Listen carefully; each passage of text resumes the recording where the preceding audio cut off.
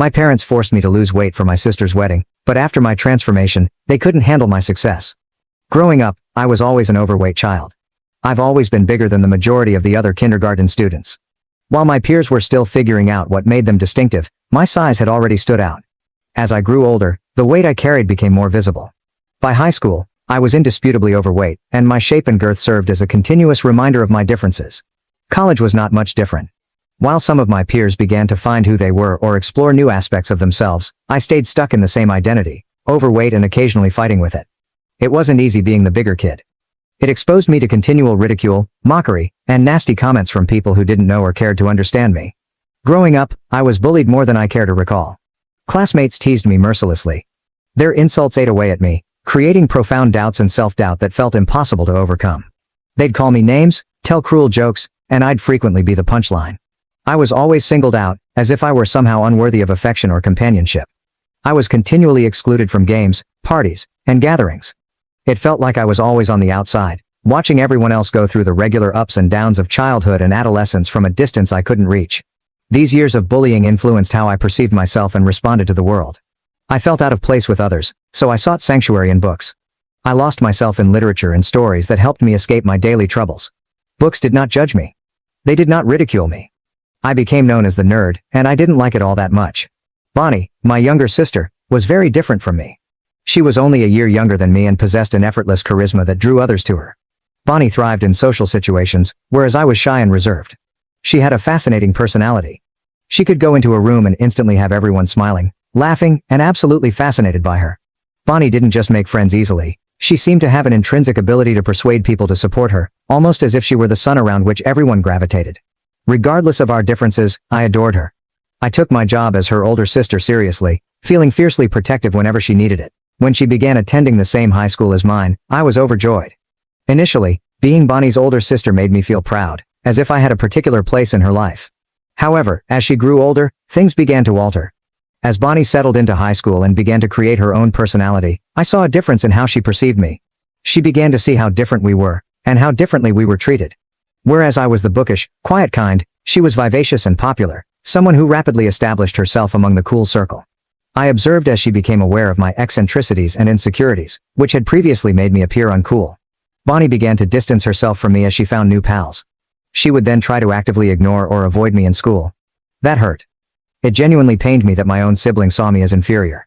Nonetheless, I did my best to accept her decision and give her the distance she appeared to require, even though it hurt to think I was losing not only my sister but also a friend. But, gradually, Bonnie stopped ignoring me and began to associate with others who made me feel like an outcast. Bonnie and her pals would take advantage of any opportunity to humiliate me whenever we met in the corridors or at lunch. They'd taunt me in front of other students or worse, try to trip me as I passed past with my lunch tray, just to make everyone laugh. It felt like I was losing her, not to new people, but to the same taunting and abusive conduct I'd been subjected to for so long. I was always on guard, attempting to avoid not just my peers' criticism but also the humiliation inflicted by my own sister. It hurt a lot, especially because it came from someone I had always admired and looked up to. When Bonnie invited her friends over, they would all gang up on me at home. They would rush into my room without knocking, then laugh and gesture to my body. They'd fling insults like geek and fatty at me like they were nothing. I felt like a zoo animal, as if I were their source of entertainment. When they entered my personal space in my room, I felt small and alone, as if I were an alien in my own home. I tried to explain it to my parents several times, hoping they would realize how tough it was for me to deal with Bonnie's conduct. But every time I brought it up, they dismissed my worries. They'd smile and defend her acts, claiming that this is how siblings bond, that Bonnie was only playing around with me. They told me it was harmless, even suggesting that I loosen up and stop taking everyone's taunts so seriously. They told me that I was older and should be more patient and resilient. So, not only did I face years of bullying from my peers, including my own sister, but my concerns were repeatedly rejected by my parents. It made me feel isolated, as if no one in my own family realized or understood how deeply it hurt. The only time I ever felt properly noticed by our parents was when I received my grades. Academics had always come effortlessly to me, and I became accustomed to receiving high grades. In a way, it was the one area where I felt superior to everyone else. It was also the one way I could make my parents proud, the one part of my life that they appeared to actually care about.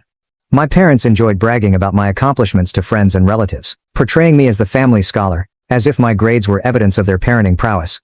But Bonnie detested the analogies. She was not an academic overachiever, nor did she want to be, but our parents' repeated reminders of my accomplishments made her resentful. They put my grades up as an example, meaning that she needed to do the same. I could always tell she was frustrated and angry, which is probably why she did what she did to me. Bonnie would occasionally attempt to destroy my hard work in order to get back at me. She would sneak into my room in the middle of the night and grab my homework, often just before a major task was due. I'd wake up the next morning to find my perfectly completed work stolen. Panic would set in, and I'd feverishly hunt through my books, papers and files, becoming increasingly anxious with each passing minute. And there she'd be, smirking, watching me from the doorway, relishing every moment of my anxiety. To her, it was a minor victory, a way to bring me down a peg and remind me that I wasn't invincible. She understood how important my grades were to me, how much of my self-worth I had invested in them, and she enjoyed disturbing that aspect of my life. I only found out about her stealing my assignments years later, when she drunkenly admitted one evening. My relationship with Bonnie has softened over time, but we are still far from close. You could say we've matured a little, and some of the animosity from our youth has dissipated. However, the strong closeness that siblings often enjoy did not fully emerge between us. After graduation, I moved out and started a new life in a new city, with an interesting job and new chances, which meant I didn't see my family as much. As time passed, our communications became limited to occasional phone calls or texts. So, last year, when I scheduled a summer visit home, I was truly excited to see everyone. It had been a long time since we'd all gotten together as a family, and I was excited to catch up and reconnect. However, not everything went as planned.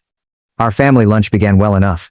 Everyone appeared delighted to see me, and for a moment, it felt like old times.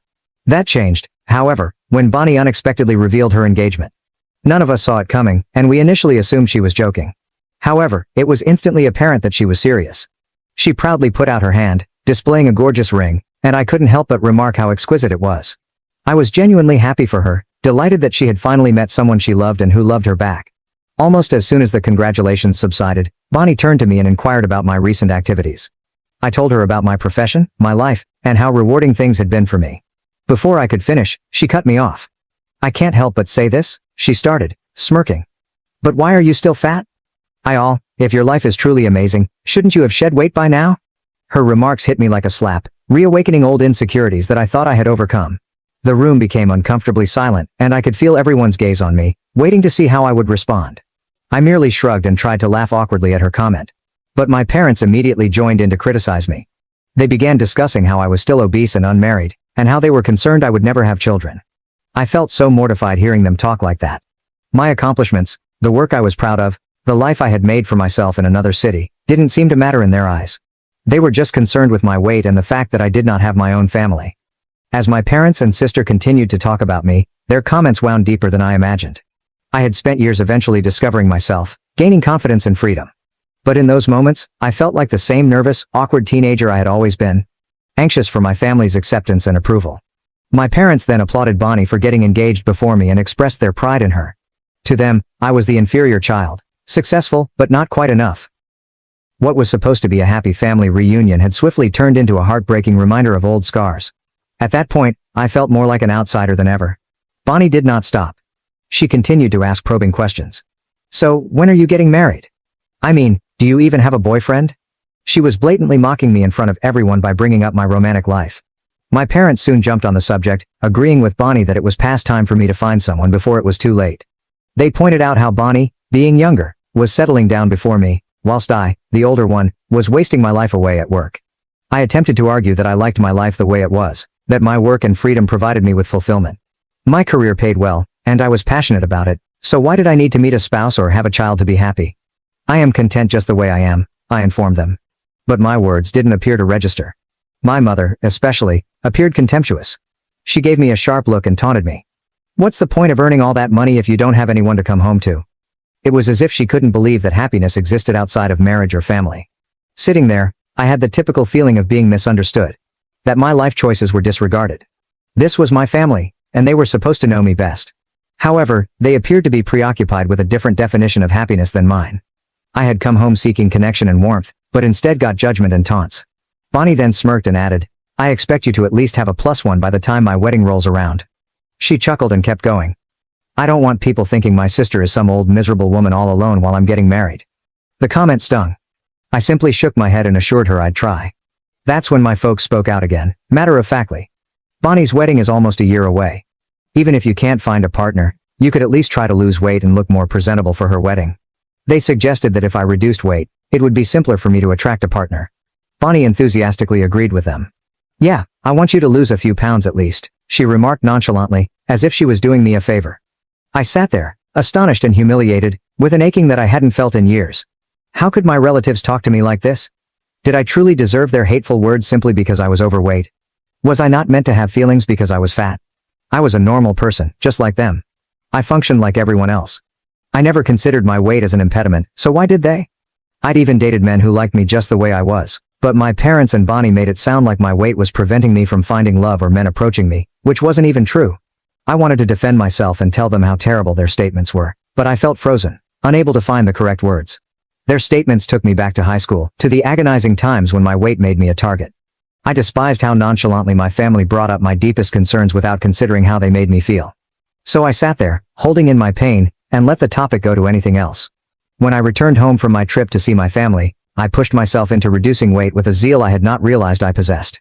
It began as a way to prove something to my family, but it gradually grew very personal. I joined a gym, followed a rigorous diet, and even hired a personal trainer. My trainer has been a lifesaver. After going through her own change from overweight to healthy weight, she knew just how to assist me through a path tailored particularly for me. She created a routine specific to my goals and encouraged me every step of the way, reminding me to give myself grace when I stumbled. This time, everything seemed to click. I started losing weight steadily, and as the pounds came off, I felt lighter. Not just physically, but also mentally. For the first time in my life, I began to feel and appear different.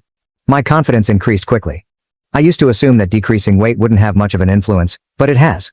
People see me differently today. Strangers are nicer and more attentive. Friends and colleagues see me with fresh respect. I can't deny that this seems like a validation I've never gotten before. It's as if I've suddenly become more noticeable than I was before.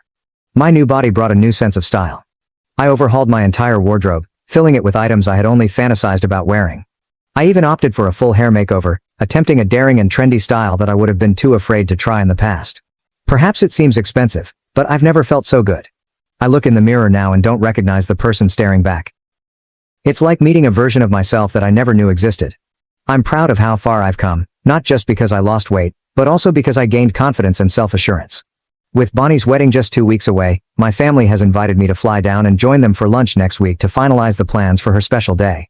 But I don't feel like returning home. I don't want my family to ridicule me again or make me feel tiny, especially now that I'm finally feeling good about myself for the first time in a long time. I don't want to go to Bonnie's wedding anymore because of how she and my parents have treated me, but I know if I don't go, they'll be furious and give me a long lecture about how family is family and how, no matter how heartbroken I am, I must be present for Bonnie's big day. So, Aita, what happens if I do not attend my sister's wedding? Update 1. Wow, I'm overwhelmed by everyone's response. Some of your proposals are truly humorous. I can't believe you're encouraging me to show up and mess with my sister now that I've lost so much weight. Growing up as a fat kid had a negative impact on my self-esteem, particularly in terms of how I perceived myself. I struggled with self-doubt for a long time, always believing that I wasn't good enough or didn't measure up to others. But reading all of your responses has been a game changer. It's as if you've helped me see myself in a completely new light, and I'm finally starting to feel more confident than I ever have.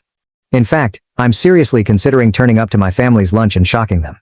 They haven't seen me in a long time, and since I don't use social media, they have no idea how much weight I've dropped. It will be interesting to witness their reactions. Update 2. Okay, Reddit, you're not prepared for this upgrade. Grab some popcorn because things are about to get exciting. I decided to fly down to join my family for lunch. As I previously stated, I believed that when they saw me, they would be proud of the transformation I had undergone. After all, they were the ones who pushed me into it in the first place. Surely, they'd be overjoyed to see the positive improvements in me and finally recognize the effort I'd put in.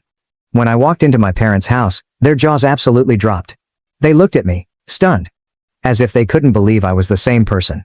After a time, they stammered, wondering if it was actually me. I gave them a big hug, thrilled with their reaction. They continually complimented my appearance, saying how beautiful I looked and how they couldn't believe it was me. However, when Bonnie came, the situation changed. She didn't notice me at first, disregarding me as if I were invisible, as she had done so many times before. But when I rose up to greet her, she did a double take, her eyes widening with surprise. She gave an odd, almost forced laugh before reaching over and pushing her fingers on my stomach, wide-eyed, as if she wanted proof that I had truly dropped all of that weight. My parents laughed at her reaction and explained that they too couldn't believe it at first. As we settled in for lunch, the subject turned to my makeover. Bonnie and my parents bombarded me with questions about how I had done it, marveling at how different I appeared. Their voices were full of surprise, as if they had never imagined I could look any other way. Bonnie, in particular, Kept saying that she had never anticipated me to alter so dramatically after dropping weight. Then she dropped this gem.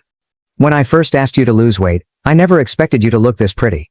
I didn't even know you had that jawline. And those ankles beneath all that fat. I hesitated, attempting to maintain my cool, and smiled at her before reminding her. Bonnie, I've always been pretty. Losing weight just enhanced my features. Bonnie, on the other hand, contended that there was something more about me that was distinct. Then she had the courage to ask, did you have some surgeries done on yourself? Because there's no way you look this good by yourself. I could feel my blood starting to boil. The hubris to believe that I required surgery to look attractive when, in fact, I had worked so hard to get my current appearance. I looked her directly in the eyes and replied, wow, Bonnie, it's amazing that you think that little of me.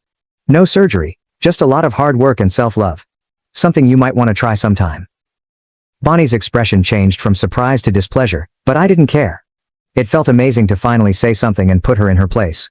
Before she could react, my parents jumped in, attempting to smooth things over in their own way. You shouldn't be offended, my mother replied. The three of us have just never seen you look this way before. Honestly, you look even more beautiful now than Bonnie does, and she's the one getting married. Bonnie appeared much angrier following Mom's remark. I simply ignored her and concentrated on my food, allowing my sister to seethe in her rage. Then my mother joined in. You know, I was thinking, maybe you should go back to your original hair color. I think you'd look even better with your natural shade. This blonde look makes you stand out too much. Maybe you should just go back to your old look. Bonnie and my father quickly agreed with her. My dad concurred with my mom and said, Bonnie has always been the blonde daughter of the family, and you were the brunette. So, it would be a good idea for you to go back to your original hair color. It might make you look more like yourself. Hearing their statements, I was taken aback. I suddenly felt like the three of them were ganging up on me, attempting to bring me down. My hairstylist had suggested that I change my hair color to blonde because it better matched my skin tone and complexion. It had nothing to do with attempting to outperform or overshadow my sister. I could see why Bonnie was jealous of me. I looked nice now, but I couldn't figure out why my folks were so unhappy with me. It was as if they wanted to transform me back into who I was, despite the fact that they had wanted me to be more acceptable for their darling daughter's forthcoming wedding in the first place. But now that I did, they couldn't accept who I had become. Instead of recognizing my progress, they sought to undermine me. I finally questioned my parents. What's your problem? Why can't I be blonde too? Does my sister own that color or something?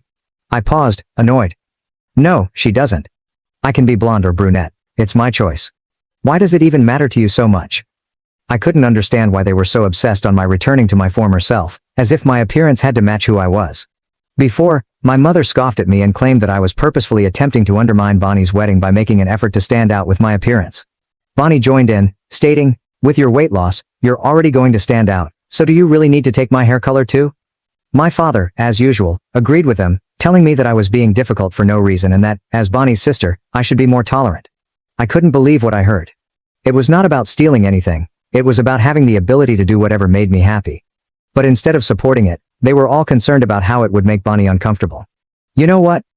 I'm done with this, I murmured, the words almost burning as they from my lips.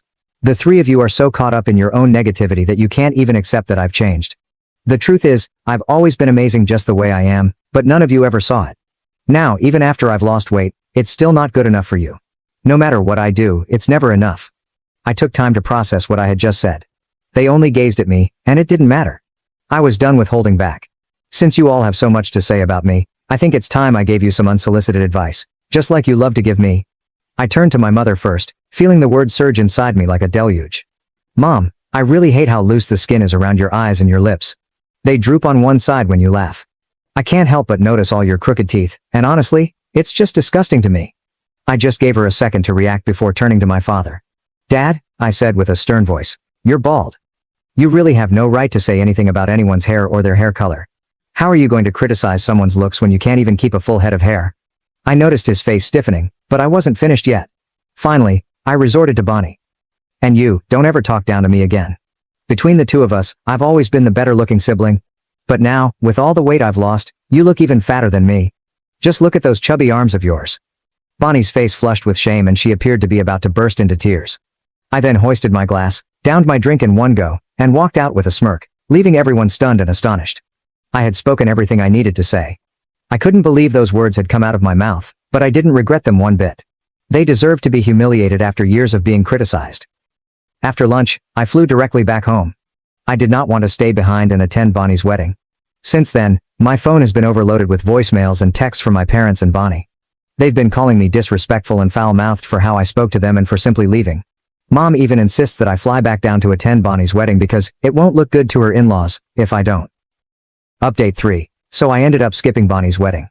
Thanks to all of your suggestions, instead of returning home to attend, I decided to treat myself to an impromptu staycation at a 5-star resort. Honestly, it was one of the best moves I'd made in a long time. I spent the weekend doing whatever made me happy. No drama or pressure, just pure enjoyment. I treated myself to a spa day, binge-watched my favorite shows, and even visited some new places in the city I'd been longing to see. I've also blocked my relatives, so they can't contact me again. I'm weary of being bullied by them and want to avoid all of the poison and drama. Right now, my primary focus is on self-care.